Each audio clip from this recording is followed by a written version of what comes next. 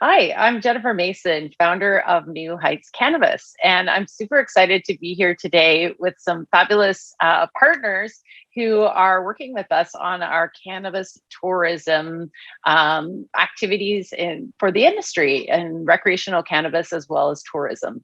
And I'm so excited here today to talk to you about what cannabis tourism is. I think we need to define it first and why it's important right now. We're coming out of, or we're still sort of in, phases of recovery from COVID. There has been a huge growth of cannabis over the last year and a half, I would say specifically throughout that process.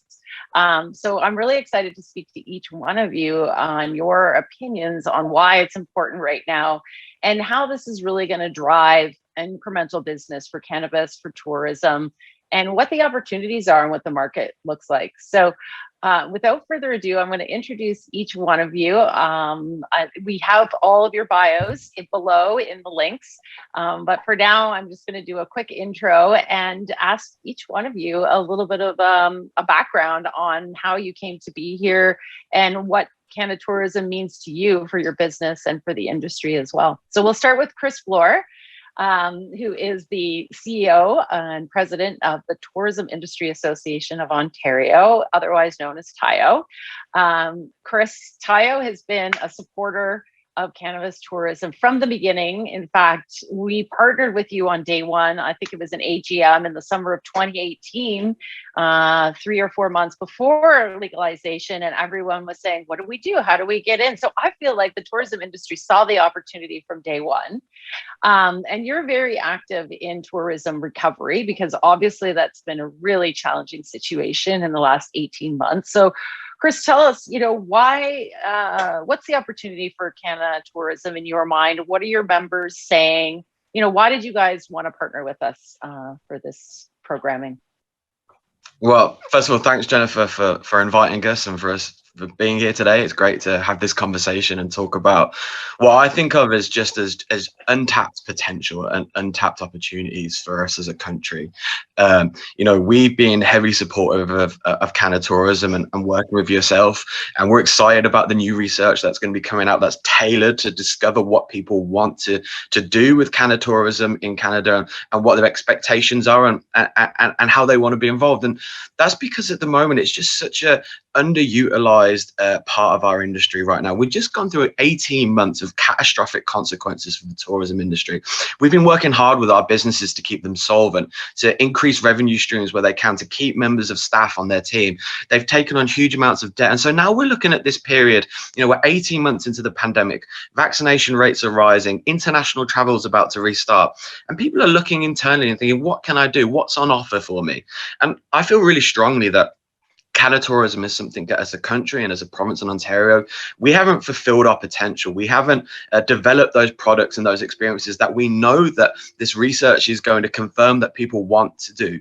And I just think it's going to be not only just a huge revenue stream for the businesses that we represent, but also just think it's an opportunity to really be a world leader in this industry and to develop those experiences now so that we can compete with the Amsterdams where I went as a youngster and other destinations that have really been able to develop not just revenue streams and tourist attractions, but cultural experiences as well. And, I think we're going to talk about what products we can develop in the future. But, for me, this is untapped potential. This is the opportunity for us to be a leader.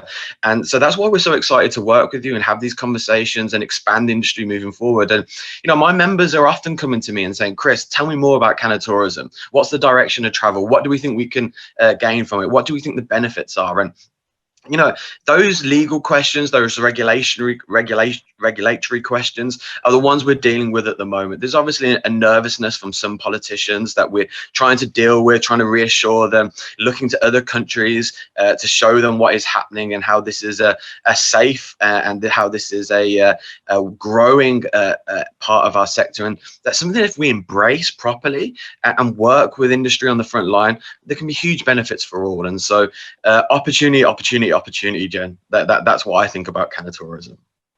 Well, that's so awesome, Chris. Thanks for sharing all that. And, one thing I would say is that there's been an explosion in the retail channel over the last year. There's probably over 4,000, I have to check, 4,000 stores. I know that we're close to 1,100 in Ontario, which, is on par with liquor stores in the province. So they really are everywhere. And one thing I want to point out is if you go into a retail store, every single one that I've been in, I haven't been in all of them, but I've been at least, 10 or 12 chains and independents.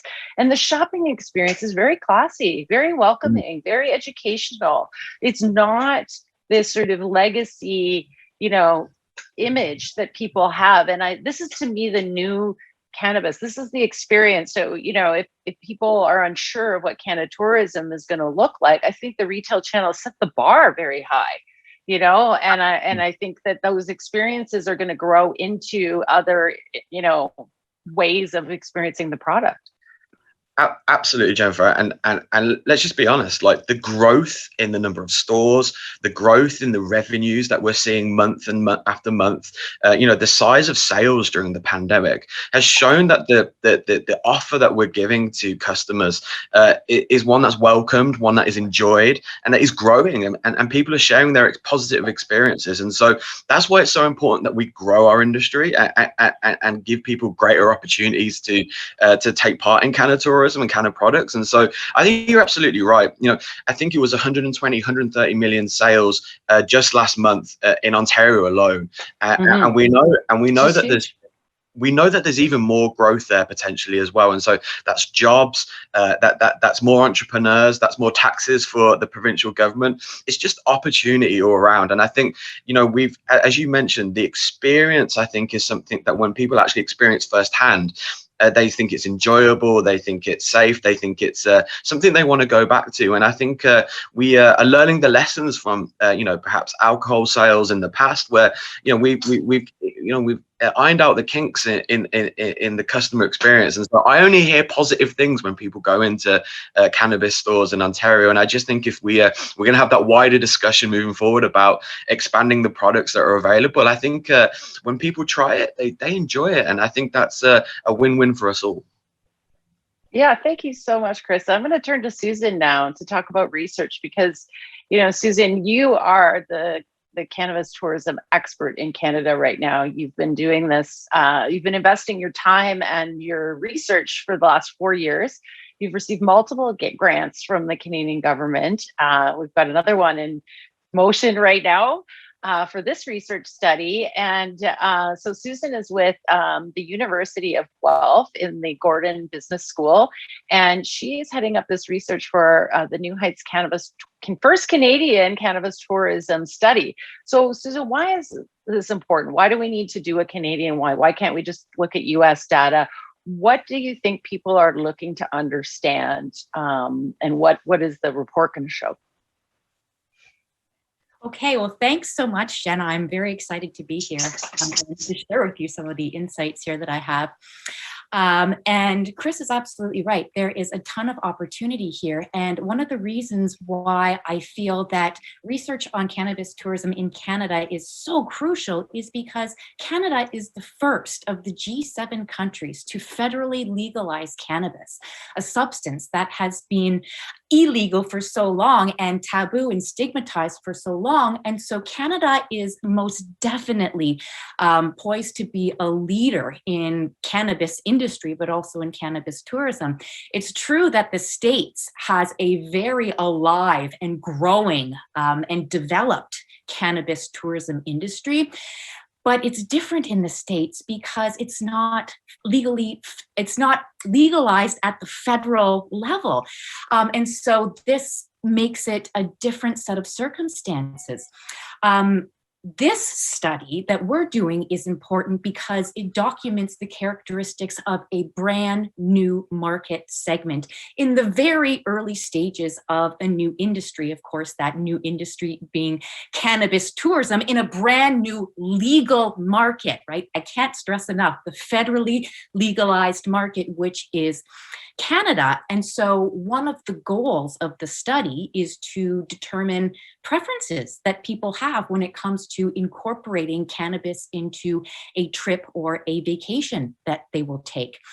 In doing this market research, we can gain a working knowledge of who the consumer is. And this is critical for developing those products that Chris was talking about, and the services and the experiences that revolve around traveling to different places and trying different types of cannabis, different strains, different types of products.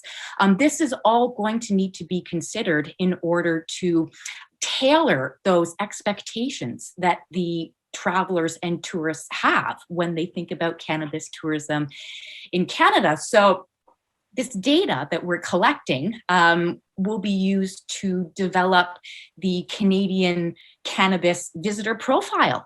And this profile can be leveraged in the development in these products and experiences.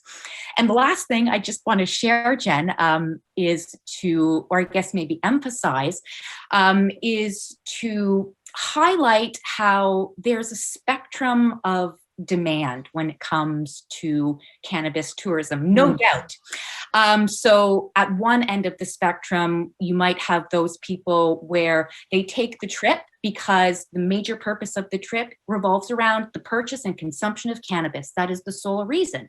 At the other end of the spectrum, we might have people who aren't interested in having cannabis being the sole reason of the trip, and it might be sort of complementary to the experience, or an add-on to the experience, or an unexpected part of the trip that maybe wasn't planned in the first place.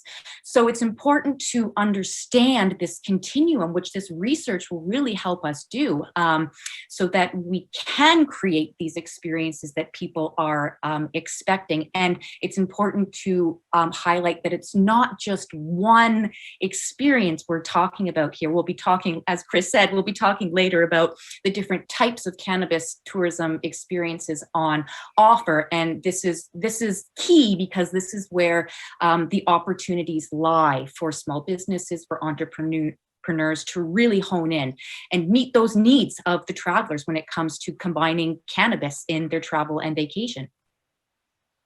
That's great, Susan. Thanks. Yeah, I mean, it's a big investment to create a new product, or, I think there's fears out there, if I put a product out there for Canada tourism, I can alienate my existing customer base.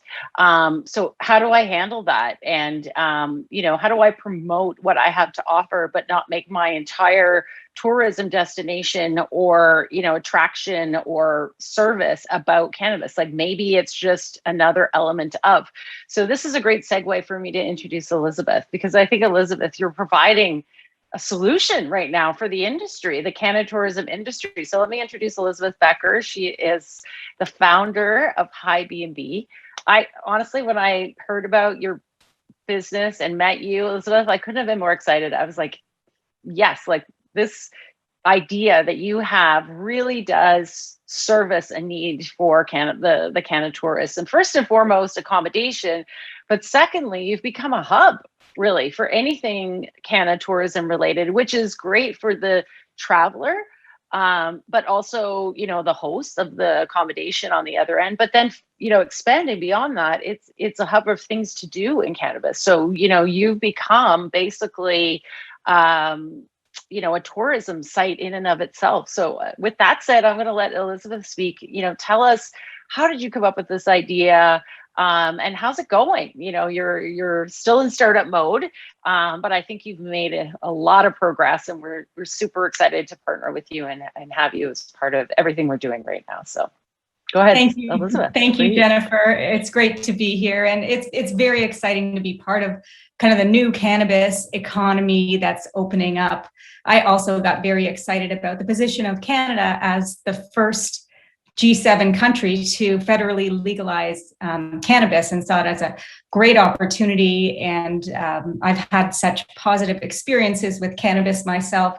It's something that I wanted to get behind. And so when legalization happened, all of a sudden it's legal to purchase cannabis in retail stores, but nothing else changed. So there was a lot of people that was very, very excited about the commercialization of cannabis and the integration of cannabis into our day-to-day lives in a legal way. But there was no infrastructure where people could socialize in an environment that supported cannabis consumption, or even, nowhere where people could consume cannabis. So there is this huge stigma that exists, even though we are, 100% legal here in Canada, where you can purchase it because we can tax it and the government can benefit by that. But it's still kind of, nobody wants to talk about it. You can buy it, that's fine, but we don't want to see it. We don't want to change anything in our lifestyles. So I feel very strongly about that. And I saw a gap, basically, that people want to be able to enjoy cannabis without having to hide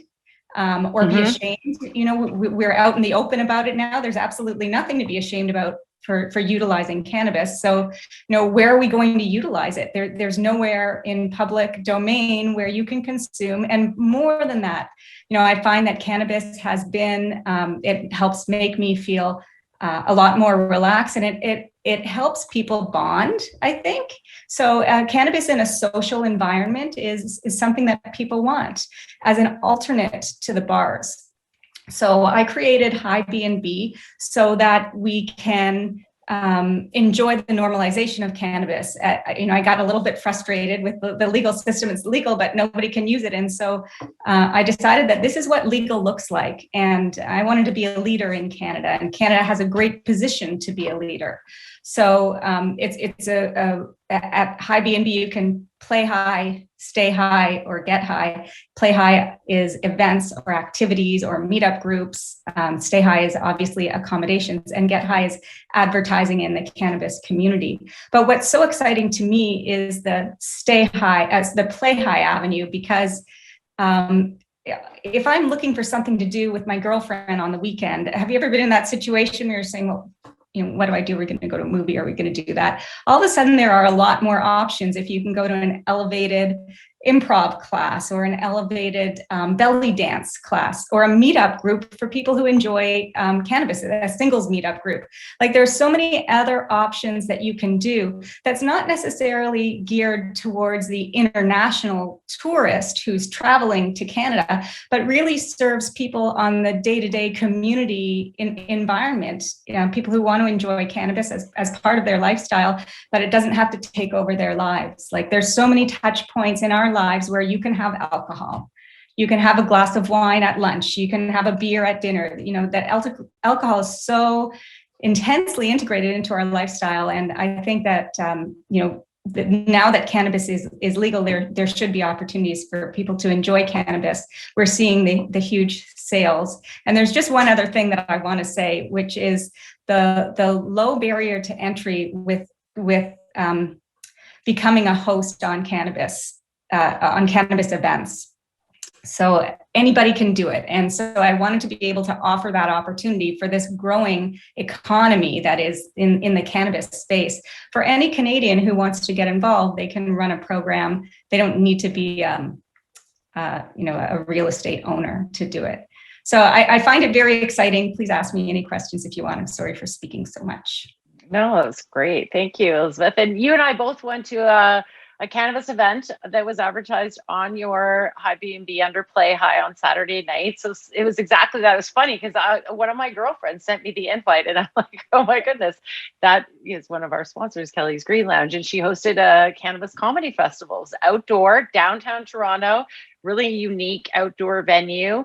And it was karaoke and cannabis. It was fun, and it was free, actually. So, we've learned to be local, right, Chris? I mean, that's been a big part of local tourism, really getting to know your city again, even your local neighborhood. And so I think that's a little bit what you're talking about. It doesn't have to be so huge. It can be small and big. And that's, maybe a good segue into the next question. I'm going to start with you, Chris. What kind of experiences are possible? What are your members thinking about in terms of what is the potential? Well, it's a great question. It's great to hear from Elizabeth, and just like I think we mentioned earlier that it doesn't have to be the sole focus of the product, the canna element, and I think that's so important. We've seen in the United States and in Europe how popular tours and festivals can be, but we've also seen how when it's intertwined with other products and other experiences, it elevates them to a different level than they've been before.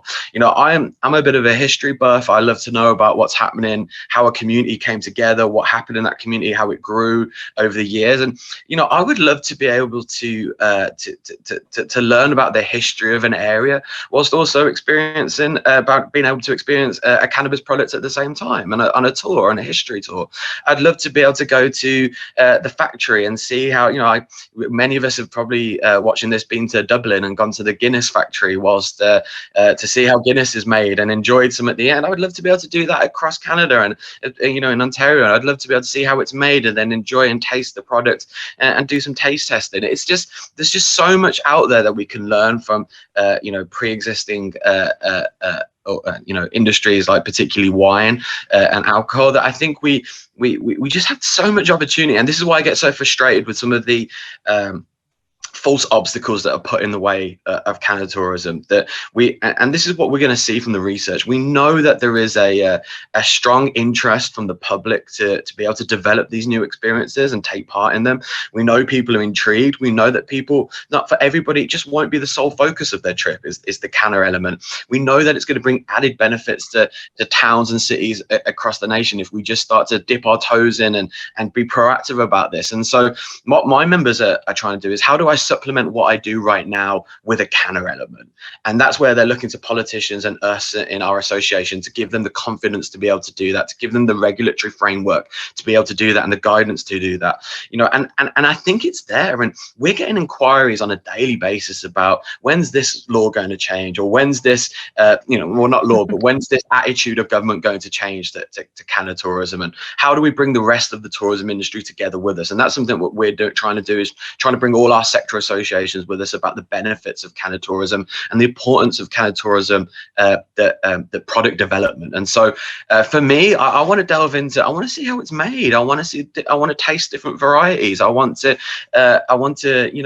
see history at the same time. I want to go to a festival. I want to elevate my experience of music and culinary experiences at the same time. And it's just limitless potential. And I get so frustrated when I think of how much progress we could have made already on this. But, that's what I'm looking for. I think that the other panelists might have some more developed ideas, but, that's a couple for me to start off with.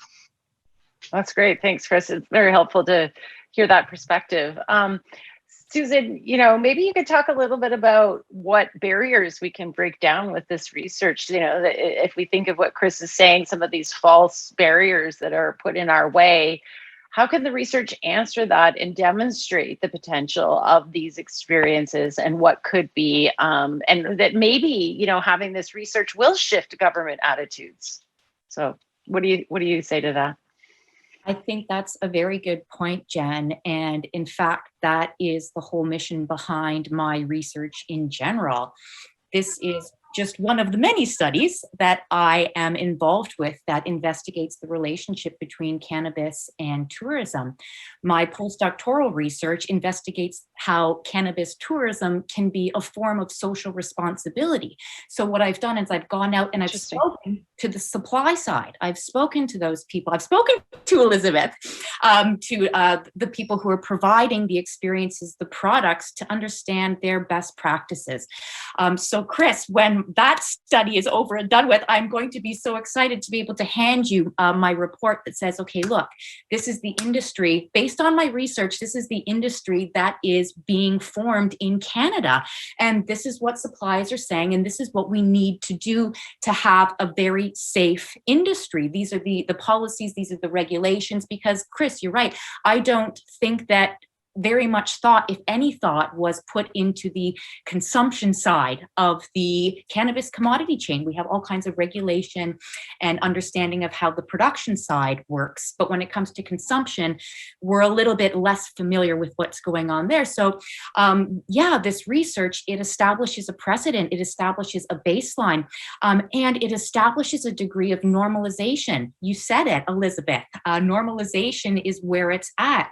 I have a colleague in the States that has said that data on cannabis tourism is a form of advocacy. And I couldn't agree more. The more data that we have that shows that people are indeed interested, that indeed there is a proof of concept here, this is what the data is going to be providing for us, the more it's going to be established as normal, as something that needs to be and will be tolerated within the greater scope of society. And tourism is a great avenue for delivering that education that sits behind what cannabis is. For so long, cannabis has been inaccessible, but so too has the information and the knowledge around cannabis been inaccessible.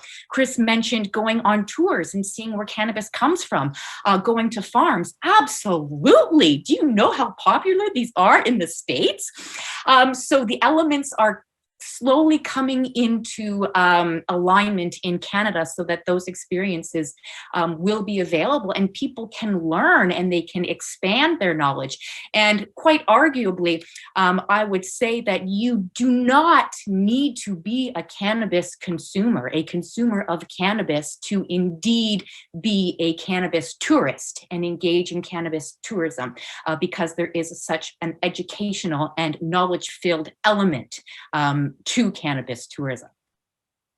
Wow, thank you, Susan. That's awesome. You really do give a good idea of what we are still trying to understand, and that's what the research will really help tell us. And you really touched on, both of you, I think, a point that's, again, a solution that Elizabeth is providing is that, we've legalized it. We're selling billions of dollars of legal cannabis in Canada, and there's nowhere to go where you feel comfortable. So I hear a lot of complaints of there's too many cannabis stores in my neighborhood and I smell the cannabis smoke everywhere. Well, then give me a venue. You're selling it to me. You're telling me it's okay to use it, but then now I can't go anywhere. So and if I have a family at home, I'm uncomfortable around my children, right? Depending on if I'm smoking, if I'm drinking something, fine. So Elizabeth, you're sort of providing that environment. So talk to us about the kind of experiences that you're seeing. You have some festivals and events coming up and things like that. So what is your business providing to not only the tourists, but to businesses that are thinking about offering a cannabis tourism experience? Right. So I'm providing through the hosts that are adding their listing with me. We're just really a conduit. And that is sort of private spaces where consumption is legal, because it's not legal in public spaces right now. We're seeing a lot of people listing with us also because a lot of the platforms like Facebook and Instagram, they're really not cannabis friendly. They're quite cannabis intolerant. So in terms of the cannabis industry, yes, it's legal here now, but there's not been a great avenue for connection and communication to others about what people are offering. So everybody's been in their own silo and not able to build their business well enough because this social media doesn't really support it, and it's very hard to advertise and market if you have a cannabis tourism event or a cannabis product. So what we offer is an amplification platform, basically, for the businesses that are coming on, for the events that are coming on, where you can come and you can see anything that's happening in the cannabis space. So you're like a tourism third-party booking engine, research platform, as well as offering accommodations. So it's a sort of an all-encompassing, all-in-one experience, which is great. And so that kind of leads me into the next thing. One of my personal missions and passions with Canada Tourism, leading on the thread of where to go to consume, is lounges and these consumption spaces. So we can, if the establishment has a smoking patio, then they can offer, cigarette and cannabis together. But when we talk about lounges for infused beverages, this doesn't even tap into smoking. It's really about, being able to open a can or a bottle and drink it the same way you could a beer or wine, or same thing, chocolate or gummies. And there's been a lot of research already done. We had an event with Tayo in October, and Canopy and Abacus, presented some research that shows that consumers are not concerned about it.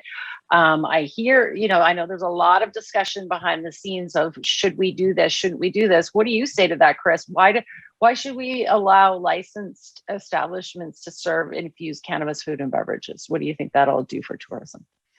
Well, Joe, I've always been a big believer that legal products should be allowed to be consumed by customers. It's funny when you say it like that, but it's like, it's not the way it is.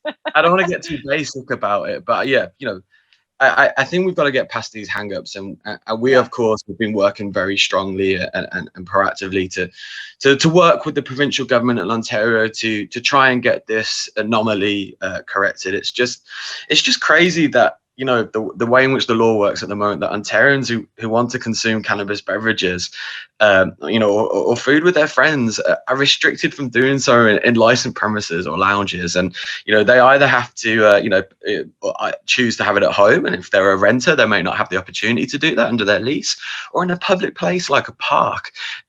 And it just seems to me a no-brainer that it would be more preferable that consumers could be provided an option to consume these products in establishments that are regulated, where service to minors could be prohibited, and it would just be a regulated and supervised opportunity. And I really find this the most mind-blowing anomaly that's out there at the moment, that we really need to get sorted. And we're working hard with the AG and the finance team at Queen's Park to try and get this sorted. We know that there's $500 million in beverages, in infused beverages alone. We know that our hospitality industry and our tourism industry is on its knees right now, and anything that could bring people into those premises to stay longer and spend more, it can only be a good thing. So yeah, it's embarrassing that we're even having to talk about it, Jen. But yeah, we should be allowed to serve legal products in legal premises and allow people to enjoy them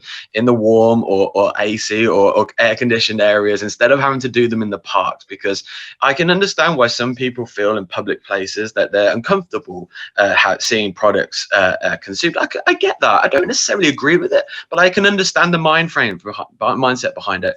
But in a regulated, licensed premises where people can choose to go to it and enjoy in a similar way that you can do with alcohol, and have those protections in place there, no brainer. We've got to get it done, and there's a huge financial reward for the province if they do it. So I thank you, Chris, for saying that. I really feel strongly about it too, and I hope we're getting closer and closer, because we have shown through the growth of the retail channel that we can keep minors out of cannabis stores. The windows, you can't even see anything in there. There's the name, they're very restricted, and the children cannot enter those areas. And bars regulate, and they have security, and they do ID checks, and they have licensed trained servers. There's no reason why we can't do the exact same thing with cannabis. And there's already a training program out there called Cancel for Cannabis Service. I've worked with Richard Anderson of SmartServe a number of times, and he really believes that there is absolutely a market for this, and that they can support it across the board with responsible and safe service. So, some of these barriers that people are putting up, I think we can overcome them. Do you agree with that, Chris? Yeah, absolutely. And we're having those conversations on an almost daily basis with politicians, trying to get past preordained thoughts on this, or where ideology is getting in the way of sensible making for the free market. But yeah, at some stage we have to trust the public, and we trust the public on a variety of things, whether it's consumption of alcohol or whether it's getting your driver's license. There are lots of things that we engage with the public on, making sure that they're safe and people have all the right information and the information that they need to take part in those activities or consume products. And it's just hugely frustrating that we're missing out on this opportunity to grow this market again. And at a time when I'm speaking to restaurant owners and association owners who are talking about having to close their restaurants because they don't have enough staff or they don't have enough revenues coming in, at a time when these restaurants, if it wasn't for government supports during the pandemic, would have closed permanently, why wouldn't we give them the opportunity to bring people out of the parks and the public spaces into their premises to buy other products as well as infused products, to bring those revenue streams in, to rehire Ontarians, to grow our economy? Why wouldn't we want to bring that into the mainstream? I think we've got to get past our 20th century attitudes to this and start living in the 21st century. And I think actually many of the concerns that people have about the consumption of cannabis could be answered by just getting it into the mainstream and regulating it like we're proposing. So yeah, again, another no-brainer. I think we're going to get there. I think just sometimes politics gets in the way of it. Well, Susan, data, analytic, that's going to give people what they're looking for, because then it's no longer just an opinion, right, Chris? It's like showing hard facts that Canadians want this. And the other thing I would say too, and maybe speak to, we're running out of time here, but speak to this quickly, is like, there hasn't been anything terrible happen. There hasn't been, you can't overdose on cannabis and die. We're into our third year. We're about to revisit the Cannabis Act this fall, but there's been no, all the fears that people have been hanging on to, that hasn't been realized. And I think the data, Susan's going to tell us what we need to know, right? What do people want? Yeah, absolutely. And I think I have a suspicion, a speculation that we're going to find, as again, just looking to the States, we need look no further than to what the Americans are doing with cannabis tourism. But the ability to purchase cannabis is one thing. The ability to legally and safely consume cannabis arguably is quite another. And that in itself is a tourism attraction, right? This is why people have gone to Amsterdam for so long, because that's the attraction, the accessibility to the product, but the accessibility to the spaces in which people can enjoy the product. And I think it's missing here. It's absolutely missing here. Exactly. Yeah. That's, this goes back. I don't think we can complete the loop without it, to be honest. That's my personal opinion. Absolutely not. Yeah. And you know what, Jen? It's part of being socially responsible when it comes to providing the spaces and not having people in parks and not having people in alleyways or whatever, right? And having the spaces where people can feel like they belong and maybe not making other people feel uncomfortable when they get the wafts of smoke. So that is a huge, huge step, and it's coming. And I just want to quickly say too, Jen, that in the United States, working on cannabis and hospitality licenses. And I think that Canada should be looking to the States. In my future research, this is the topic of my future research, to look into these states and look at what they're doing in creating these hospitality licenses, which would allow a business to offer a space where anyone who is of age can come in and consume cannabis legally. And these types of licenses are ideal for lounges, festivals, events, things like this. So the allowance of the spaces in which we consume is most certainly going to bring us full circle in this cannabis tourism. Thanks, Susan. And we will talk about the summit, some of these US properties, lounges and whatnot that are operating as an example. And we will have a snapshot of a progress report on an executive level of what's going on with the research. The research is going until the end of the year, December 31st. People can give their opinion, go to newheightscannabis.com and enter the survey. But what's awesome about the survey is you can win a HiBnb experience. And Elizabeth, you're going to have the last word because you partnered with us on this information. Now, to be statistically sound, we need about 1,600 responses across Canada, but our mission is to get to 10,000. I want to hear from all of Canada. And you don't have, as Susan said earlier, you don't have to be a cannabis consumer to give us your opinion, because you may never touch it but want to learn about it. So Susan, talk to us about, what you see as the most exciting thing for Canada with lounges, food, beverages, events. What do you think that Canada is looking for? Well, I think that there are three big areas that maybe can be the focus for cannabis tourism in Canada. The first is lounges, most definitely. The second refers to farm gate. Farm allows for, or it enables a licensed producer of cannabis to sell their cannabis to the consumer at their facility, right? The site in which it was grown to some degree. And so this is a step towards facility tours and getting closer toward those winery type experience and craft brewery type experience. And then the third area, I think, is spas and wellness. something that I'm seeing being coupled with cannabis, and so you throw tourism in there, and it's just a perfect relationship among these three elements. So I think that these are three areas where we're going to see developments first. I believe that we're going to see restaurants and infused dining in the future. However, I think that is going to come later. There's still no, not later. Next year. Don't say that. 2022. 2022. Okay, well, I mean that. Yeah. But I mean, there all of those areas. I think that we should be watching to see how regulation is going to support the development of businesses in those areas for sure. Okay, awesome. So Elizabeth, what do you say to the industry who are thinking about cannabis tourism? If I'm a tour operator or, I'm a business thinking about it, what do you say to them? They should come and talk to you, I believe, if they're thinking about it. But what's your thinking on the future development over the next, 12 to 18 months? Well, I actually just want to say one thing in response to what Susan was saying.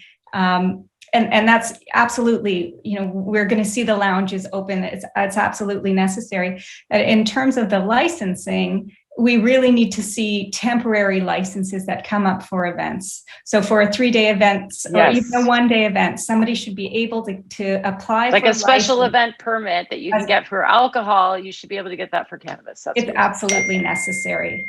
Yeah. So, I mean, those are the types of events that we are seeing, that we're supporting, and people are struggling a little bit because they can't sell unless you align with a dispensary who can deliver at that time. But that's what we need to see. So in terms of businesses and individuals who are looking to get involved in cannabis tourism, HiBnb supports individuals, just in the same way as businesses. But what we do is amplify the message and the voice and spread it out to more people so that we can build a stronger industry together. Does that answer your question? Yeah, that's great. And, I think at the end of the day, there is a consumer here. I mean, we are selling hundreds of millions of dollars of cannabis in this, billions of dollars of cannabis every year now, legally in this country. So there has to be that other half of where to go, and the education, right? Like new products are coming out all the time, and this plant is fascinating. So, I think there's so much more to come and see. And once we break down some of those old stigmas and, getting people to see the light and come out of the dark with tourism is really going to help people feel better about it too. And I was just talking to somebody who is in the cannabis industry in Mexico, and they're sitting here looking at us with envy. They've just legalized medical. They're about to do a referendum on recreational. But they can't do what Canada can do. They can't attract tourists here to come and learn. And people are fascinated when they come from other countries into Canada and they go into a legal store. It's quite the experience, and they're talking about it. So I think, the research is focused on Canadians, but it's open to anyone who wants to respond. So I see year one research, Susan and I talked about this, of being what do Canadians want for Canada? Because I think if we are happy with it, we're going to present a great guest experience for those coming in. But then the part two is, other countries, why would they come to Canada? What are they looking for? And so, it's going to take time for the industry to grow. But I agree with Elizabeth. We need a combination of the long-term and the short-term. Have those event permits, look at the long-term licensing, and let's just keep bringing this industry together in a very safe and responsible way. And we've done it with alcohol, and we've done it with other industries. It's adult entertainment. I don't see why we can't do it here. So we will. Anyway, yeah, we will. It's coming. Yes, it's inevitable. It's already in process. It's already happening. So we're just hitting a little bit of red tape right now, but we will build strong, and the infrastructure is there. Well, and I feel like we were a little bit held back with New Heights because we were really, gaining momentum before the pandemic. And then, of course, with tourism being in, the state that Chris alluded to, which we all totally appreciate, it just set us back. But the irony is that cannabis could help us recover from that. And if we can just all, get on board with it and get through some of these false barriers, I love that term that you provided, Chris, then we would, get there faster. So thank you so much, everyone. I really appreciate it. Is there any final words anyone wants to sign off with?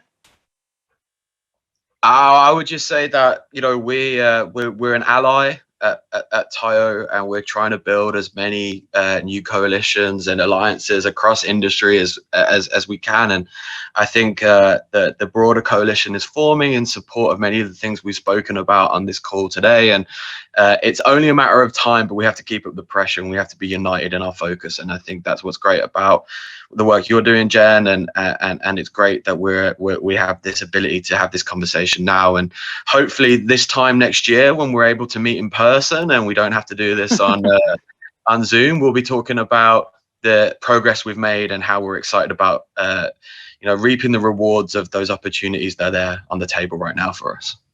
We'll be cheersing with cannabis beverages, hopefully, at this time next year in a licensed establishment. Well, thank you so much, guys. So again, if you're in tourism or cannabis and you want to learn more about cannabis and tourism in Canada, join us on October 25th. We're doing it virtually. So anybody from anywhere across the country or beyond are welcome. The tickets are very accessible and you can buy them on our website, or you can go to tioontario.com and .ca rather, and get them there as well. And if you're a tourism TIO member, you get a discount by booking them through TIO. And then, go and check out HiBnb.ca. There's so much there to see. So thank you, Elizabeth. We're just going to keep talking to you. Enter the survey, everybody. You can win this amazing experience for 10 guests at a beautiful property in Roslyn, Ontario. It's a Muskoka dream for 3 nights. I'm going to jump in. It's got a fire pit. It has an outdoor hot tub, and it has all these add-ons that you can purchase. An infused chef coming in and cooking for you, and a high elevated yoga class. So it's like the ultimate Canada tourism event for 10 people. It's a great prize. And your partner there, that's Parks Creek. Parks Creek Retreat. Yeah, beautiful, beautiful. And if you go to our website, you'll see details about it. Susan, amazing. Thank you. Let's keep up the good work. And do you have any final words? Go fill out the survey, everyone. Those are final words. Fill out the survey. Go and spread the word. Tell us what you think, right? Exactly. Yeah. And we'll try to make it happen. Yeah. Awesome. Thanks so much, everyone. Thank you, Jen.